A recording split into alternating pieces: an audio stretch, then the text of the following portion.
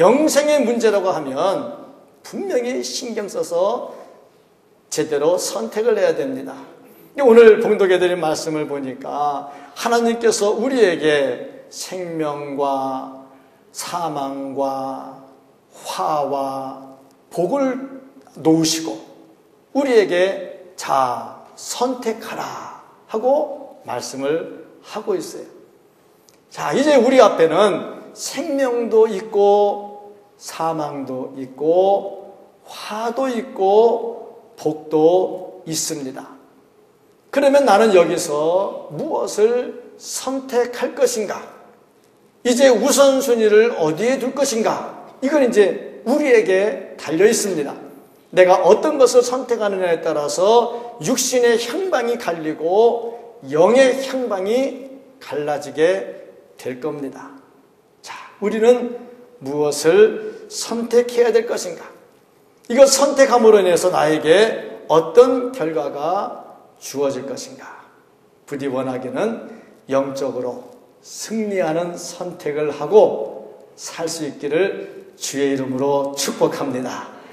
이 시간에 예배드리러 나온 자체가 영적으로 승리하는 선택을 한 건데 이 안에서 더욱더 영적인 양질의 삶을 선택할 수 있기를 주님의 이름으로 축복합니다. 예배를 드리면서 설교를 들으면서 은혜 받는 말씀을 선택할 것이냐, 듣다가 신경질 나고 짜증나는 말씀을 선택할 것이냐, 그건 이제 우리에게 달려있는 거죠. 양질의 삶을 선택할 수 있기를 주의 이름으로 축복합니다. 이 말씀을 주시면서 하나님께서 우리에게 강조하시는 것은 첫째로 하나님은 생사화복을 주관하시는 분이라는 말씀입니다. 하나님께서 생사화복을 놓고 자 선택해라, 내가 줄게. 이 말은 무슨 말이냐면 그 네 가지를 다 하실 수 있다는 거죠. 당신이 주지도 못할 걸 앞에 놓고 자 골라라, 내가 줄게. 그러면 사기치는 거죠. 하나님께서 생사화복을 앞에 놓고 자 니네가 선택해라 하는 것은 그만큼 하나님께 모든 능력이 다 있고 그걸 주시는 분이 하나님이라는 겁니다. 생사화복의 문제는 이 세상에 있는 모든 사람들이 다 갈망하고 좋은 것을 갖기를 원하고 있는 겁니다.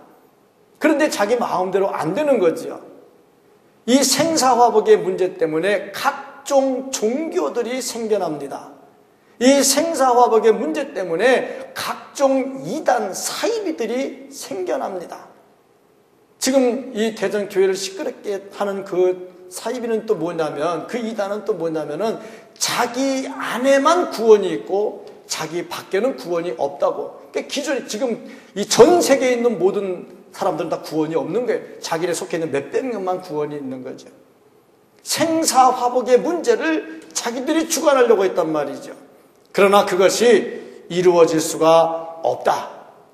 그러나 하나님은 생사화복을 주관하시는 분이시고 그것을 주실 수 있는 분이시다. 왜냐하면 두 가지입니다. 이유가. 첫째는 하나님이 천지를 만드셨다는 것이고, 둘째는 하나님이 천지를 다스린다는 겁니다. 하나님께서 6일 동안 말씀으로 천지를 창조하시고 어제나 오늘이나 영원토록 변함없이 우리의 삶을 주관하고 다스리고 계십니다. 그렇기 때문에 생사화복을 얼마든지 우리에게 주실 수가 있어요. 하나님 말씀 시편 72편 8절부터 11절까지 말씀을 보면은 그가 바다에서부터 바다까지와 강에서부터 땅 끝까지 다스리리니 광야에 사는 자는 그 앞에 굽히며 그의 원수들은 티끌을 핫을 것이며 다시스와 섬의 왕들이 조공을 바치며 스바와 시바 왕들의 예물을 드리리로다. 모든 왕이 그의 앞에 부복하며 모든 민족이 다 그를 섬기리로다. 모든 게 다 하나님 앞에 꼼짝하지 못한다는 말씀입니다. 시편 89편 8절부터 11절까지 말씀을 보면 여호와 만군의 하나님이여 주와 같이 능력 있는 이가 누구이리까? 여호와여 주의 성실하심이 주를 둘렀나이다.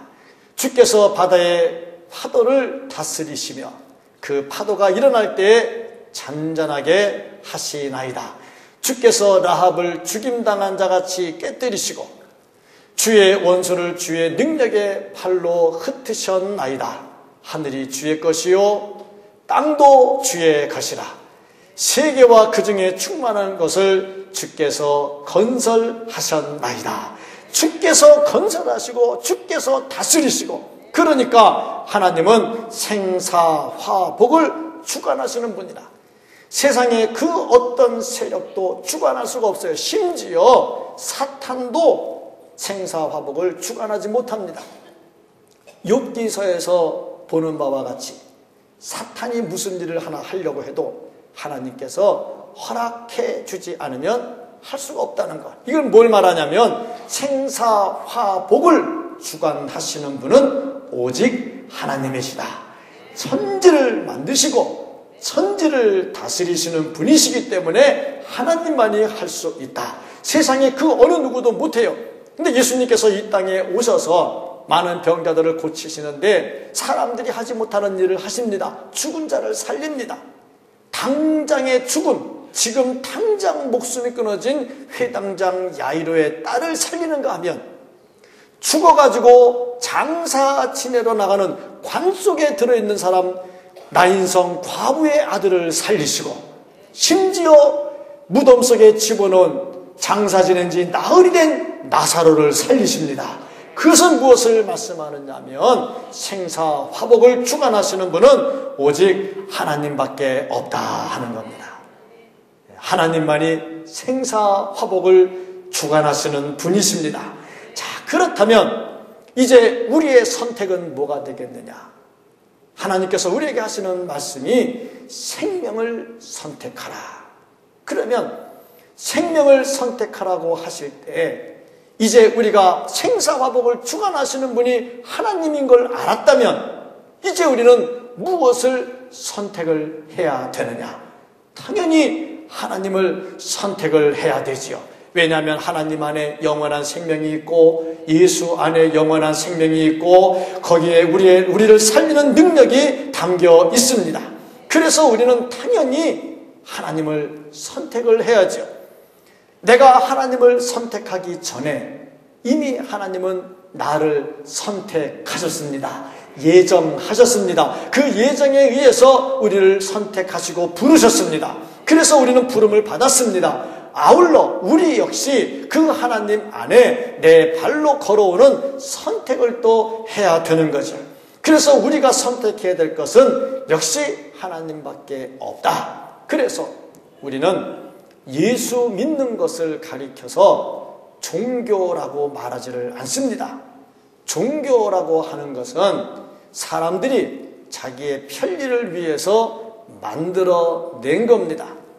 그러나 우리가 믿는 하나님은 내가 만든 종교가 아닙니다. 하나님께서 스스로 계시고 하나님께서 천지를 창조하시고 하나님께서 다스리고 계시고, 그래서 기독교는 종교의 문제가 아니라 생명의 문제요, 진리의 문제입니다. 만약에 이것을 가지고 다른 종교에서 시비를 건다 해도 우리는 꿋꿋하게 말할 수밖에 없습니다. 왜냐하면 참 진리와 참 생명은 여기에 밖에는 없기 때문입니다. 예수님께서 말씀하셨습니다. 내가 곧 길이요 진리요 생명이다. 내가 길이고 내가 진리고 내가 생명인데 나로 말미암지 않고는 아버지께로 올 자가 아무도 없다고 그랬습니다. 이렇게 자신 있게 말씀하는 이유는 뭐냐면 사실이기 때문에 그렇습니다.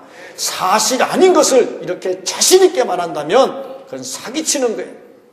그러나 사실을 사실대로 말할 때는 힘있게 얼마든지 자신 있게 말할 수가 있습니다.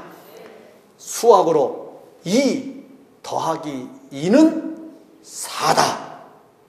그렇게 말할 때 2 더하기 2는 4일 수도 있고 아닐 수도 있을 것 같은데 이렇게 말하면 잘못하는 거죠. 2 더하기 2는 4다 할 때 옆에 사람이 왜 4만 나오냐 5도 나올 수 있지 그렇게 말할 수는 없는 거예요. 그 지 입으로 지가 말하면 누가 뭐라고 하겠습니까마는 그러면 땡 하는 거죠. 2 더하기 2는 4다 할 때 누구도 왜 그러냐 따질 수가 없는 거예요. 마찬가지로 하나님만이 참이시고 하나님만이 생명이시고 하나님만이 진리시고 하나님만이 우리의 생사와 복을 주관하시는 분이다 말할 때 시비를 걸 필요도 없고 이거에 대해서 내 자신이 주춤할 이유도 없는 거예요. 우리는 종교를 가지고 나오는 사람이 아닙니다. 종교를 가지고 나온다면 나오는 자체가 피곤하고 스트레스가 될 수가 있을 거예요. 그러나 우리는 참 생명을 위해서 나왔고 참 진리를 찾아서 나왔습니다. 이게 우리에겐 분명하게 있어야 돼요. 이게 없으니까 신앙생활 하면서도 뜨뜻미지근하고 누구를 위해서 예수를 믿어주는 것 같은 그런 마음들이 생기는 거죠. 우리는 누구를 위해서 믿어주는 것이 아니라 내가 참 생명을 찾고 참 진리 안에 거하기 위해서 나오는 겁니다. 이게 분명해야 되죠. 이게 생명을 선택하는 것이고 이것이 참 진리를 선택하는 것이고 이것이 복을 선택하는 것입니다. 우리는 단순한 종교 행사를 하려고 교회 나오는 게 아닙니다. 생명을 위해서 나오는 겁니다. 이 생명이 있어놓으니까요, 이 땅에서 조금 내가 손해를 보고 물질을 들여도 시간을 들여도 열심히 일하고 내가 비난을 받아도 전혀 그게 노프라브라 문제가 안 돼. 왜냐하면 나에게는 생명이 있으니까, 나에겐 진리가 있으니까. 이런 은혜가 있기를 주님의 이름으로 축복합니다. 자, 그러면 참 진리를 선택하고 생명을 선택하려면 어째야 되느냐? 첫째, 이방신을 버려야 돼요. 이방신은 뭐냐? 이방신은 전부 다 사람들이 만들어낸 겁니다. 현대 우상은 하나님과 나 사이에 가는 길을 막고 있는 게 우상입니다. 돈이 막고 있으면 돈이 우상이고, 자식이 막고 있으면 자식이 우상이고, 내 부모가 막고 있으면 부모가 우상이고, 하나님보다 더 좋아해서 내 가는 길을 막아요. 사업이 너무너무 좋아서 하나님께 가는 길을 막으면 사업이 우상이 되는 겁니다. 이거를 끊어야 참 생명이시고 참 진리이신 하나님을 택하고 갈 수가 있는 겁니다. 끊어야 됩니다. 두 번째로 끊을 게 뭐냐? 옛사람을 끊어버려야 됩니다. 옛사람을 끊어버려라. 에베소서 4장 22절 말씀을 보면 이렇게 기록이 되어 있습니다. 너희는 유혹의 욕심을 따라 썩어져가는 구습을 따르는 옛사람을 벗어버리고, 우리가 하나님을 선택하고 생명을 선택하려면 옛사람을 벗어야 되는데, 옛사람이 뭐냐? 예수 믿기 전에 내가 즐겨 하던 것들입니다. 찬송가에도 보면 436장 2절에 보면 주 안에 감추인 새 생명 얻으니 이전에 좋던 것 이제는 값없다. 옛날에 좋던 거 이제는 다 값없이 딱 버려야 됩니다. 그러면 이 구습을 쫓는 옛 습관들이 어떤 것들이냐? 빌립보서 3장 5절부터 9절까지, 골로새서 3장 5절부터 9절까지 말씀을 보면 이렇게 기록이 되어 있습니다. 그러므로 땅에 있는 지체를 죽이라. 곧 음란과 부정과 사욕과 악한 정욕과 탐심이니, 탐심은 우상 숭배니라. 이것들로 말미암아 하나님의 진노가 임하느니라. 너희도 전에 그 가운데 살 때에는 그 가운데서 행하였으나 이제는 너희가 이 모든 것을 벗어버리라. 곧 분함과, 우리가 벗어버려야 될 것들입니다. 분함과 노여움과 악의와 비방과 너희 입에 부끄러운 말이라. 너희가 서로 거짓말을 하지 말라. 옛사람과 그 행위를 벗어버리고. 이게 우리가 벗어버려야 될 것들이에요. 이런 것들을 벗어버리지 못하면서 하나님을 찾는다. 찾을 수가 없다는 얘기죠. 생명을 찾는다. 찾을 수가 없다는 거죠. 모세는 이 생명을 찾기 위해서 바로의 공주의 아들이라는 차기 대권을 버렸습니다. 바울은 이 생명을 찾기 위해서 이전에 자기가 쌓아왔던 학문, 자기의 지위, 자기의 경력, 자기의 가문, 모든 것들을 배설물로 여겨버렸습니다. 배설물, 몸에서 나오는 배설물, 소변, 대변 뒤돌아보지도 않습니다. 냄새난다고 도망가 버리죠. 이전에 좋던 것 이제는 값없이 다 내던져버립니다. 생명을 찾았는데 이게 무슨 대수겠습니까? 우리는 생명을 찾는 사람들입니다.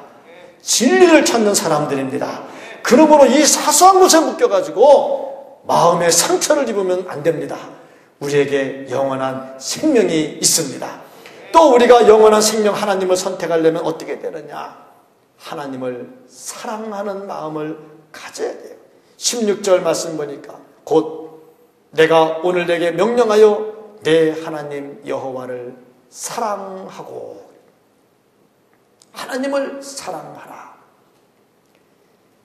내가 우상도 버리고 옛 습관도 버리고 하나님을 쫓아가는 이유가 뭐냐? 너무너무 사랑하니까.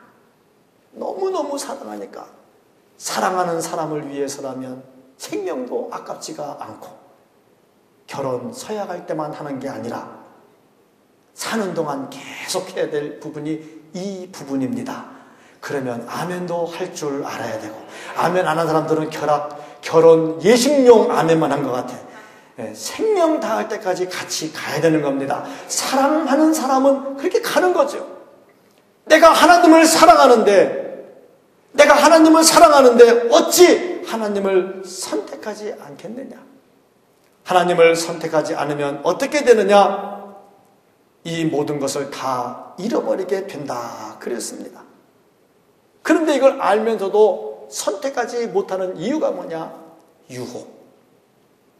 밥그릇 때문에 생기는 유혹, 나의 유익 때문에 생기는 유혹, 그것 때문에 못하죠.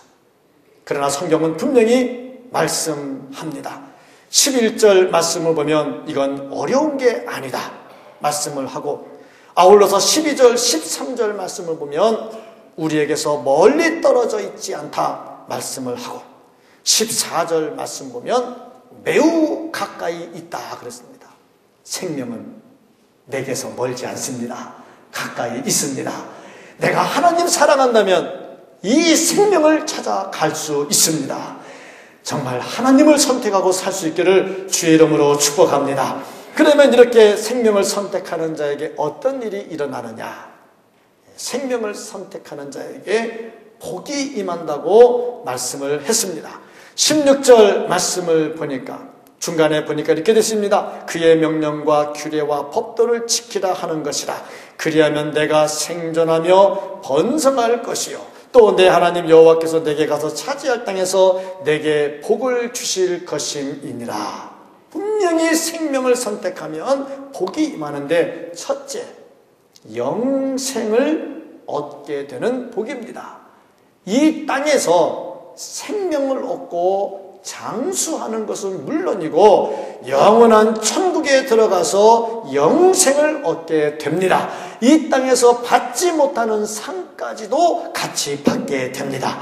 둘째로 이 땅에서 잘 되는 복이 있습니다. 오늘 말씀을 다 읽지는 않았습니다만은 3절부터 10절까지 말씀을 보면은 너희가 포로로 잡혀가도 돌아오게 해주실 것이고 흩었지만 다시 모아주실 것이고 너희가 잃은 땅을 다시 차지하게 될 것이고 너희 조상들보다 번성하게 될 것이고 하나님께서 모든 일에 복을 주실 것인데 가축의 소산이 복을 받게 될 것이고 하나님이 우리를 보시고 기뻐하실 것이다. 이런 복들을 보니까 신명기 28장 1절부터 14절까지 복을 다시 한번 정리를 한 거예요. 그러니까 신명기 28장이 신명기 30장에서 다시 한번 요약이 되고 있는데, 신명기 28장 1절부터 14절까지 말씀을 보면은 거기 많은 복들이 나와요. 자식이 잘 되는 복이 나오지요. 자기 재산이 늘어나는 복이 나오지요. 돈을 많이 벌어서 꿔주는데 개인한테 꿔주는 게 아니라 나라에 꿔준다고 그러지요. 원수들이 왔다가 다 도망가 버린다고 그러지요. 또 뿐만 아니라 하나님께서 복의 복을 더 주시는데 들어가도 복을 받고 나가도 복을 받는다고 말씀하시지요. 그 이름이 만민 위에 뛰어나게 하고 머리가 될지언정 꼬리가 되지 않게 해주신다고 말씀하시죠. 모든 축복이 다 나옵니다. 생명이 있으니까, 우리에게 참된 생명이 있으니까 주변적인 것들은 자동적으로 다 해결이 된다고 말씀을 하고 있습니다. 반면에 이 생명을 선택하지 않는 자는 어떻게 되느냐? 18절 말씀을 보니, 오늘 너희에게 선언하노니 너희가 반드시 망할 것이다. 너희가 요단을 건너가서 차지할 땅에서 너희의 날이 길지 못할 것이니라. 자, 생명을 선택하는 자와 생명을 선택하지 않는 자가 이 땅에서도 분명히 갈라집니다. 조금 전에 제가 출애굽 신명기 28장 1절부터 14절 말씀을 했습니다마는 15절부터 68절까지 보면 생명을 선택하지 않은 자가 어떤 저주를 받는지 그 저주가 자세하게 나와 있어요. 오늘 말씀에서는 18절 한 절로 요약을 했습니다. 생명을 선택하지 않는 자에게는 저주가 임하게 될 것이다. 예수를 믿는 것은 종교를 갖는 게 아닙니다. 우리는 종교를 선택한 게 아닙니다. 생명을 찾는 겁니다. 이 생명을 찾으면 영원한 복도 있지만은 땅에서 복도 주어진다고 말씀을 하고 있습니다. 그렇다면 이제 우리는 어떻게 해야 될까? 우리 앞에는 두 길이 있습니다. 생명의 길과 사망의 길. 중간 길은 없습니다. 생명이냐 사망이냐, 두 개를 동시에 갈 수도 없습니다. 자, 중간도 없고 동시에 갈 수도 없고 하나를 선택해야 됩니다. 그렇다면 나의 선택은 뭐냐? 우리에게는 단 하나, 생명의 길밖에는 없습니다. 우리는 이미 이 길에 들어왔어요. 이미 들어왔는데 이 길에 대한 확신을 갖지 못하고 흔들리고 뒤돌아설 수는 없는 겁니다. 이왕에 발을 내디뎠으니 여기에 생명을 걸고 가야 되고, 생명을 걸고 가면 여기에 분명히 축복은 따라오게 되어 있습니다. 우리의 신앙이 뜨뜻미지근하면 안 됩니다. 요한계시록에 말씀하기를 뜨뜻미지근하면 토해버린다 그랬어요. 우리는 생명의 길에 들어선 자로, 생명을 선택한 자로 여기에 생명을 걸어야 됩니다. 이거는 믿음입니다. 이 믿음은 말씀과 기도로 강력하게 무장이 됩니다. 하나님은 말씀하십니다. 생명의 길을 선택하라. 생명의 길을 선택하라. 이 길에서 흔들림 없이 이 길에 참된 생명을 찾고 참된 기쁨을 찾고 은혜 가운데 살 수 있는 우리 모두가 될 수 있기를 예수님의 이름으로 간절히 축복합니다. 아멘. 기도하겠습니다.